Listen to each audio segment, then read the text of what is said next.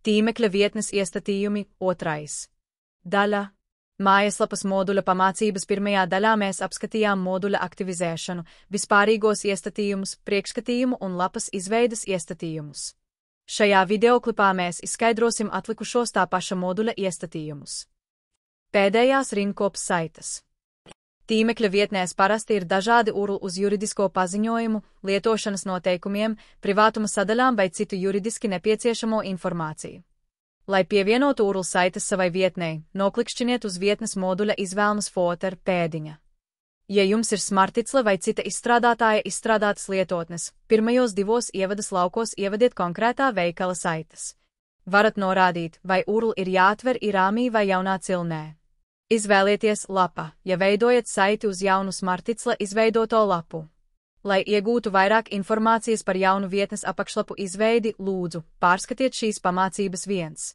daļu. Pēc noklusējuma ir aizpildīts atcelšanas veidlapas URL, un tā atver lasītāja abonēšanas atcelšanas veidlapu.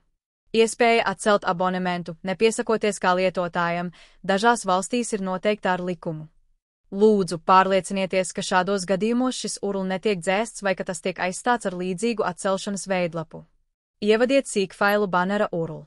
Pretējā gadījumā atstājiet šo lauku tukšu, jo smartticle jau piedāvā sīkfailu politikas baneri, ko var aktivizēt šeit, izvēlnē sīkfailu piekrišana vai sadaļā EPUB PIF, skatītāja iestatījumi. Krāsas. Izvēlieties savas tīmekļa vietnes krāsas pogām, tekstiem un navigācijas līnijām. Izsekošana. Ievadiet izsekošanas kodu, piemēram, GitTag, lai saņemtu analītiskos datus no smartticle vietnes. To pašu iestatījumu var atrast arī sadaļā EPUB PIF, Viewer Settings. Savs domēns. Aktivizējiet slēdzi, lai pieslēgtu savu domēnu savai smartticle tīmekļa vietnei. Ja jums jau ir domēns, varat to pieslēgt šeit, sekojot ekrānā redzamajiem norādījumiem. Piezīme. Pašu domēnu var iestatīt arī skatītāja iestatījumos un mārketinga iestatījumos.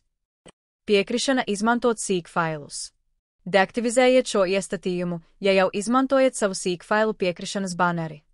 Pretējā gadījumā jums ir iespēja pielāgot smartticle sīkfailu banera tekstu šeit.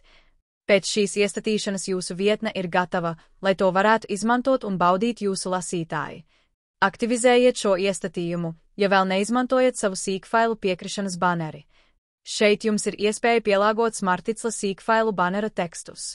Pēc šīs iestatīšanas jūsu tīmekļa vietne ir gatava, lai to varētu izmantot jūsu lasītāji.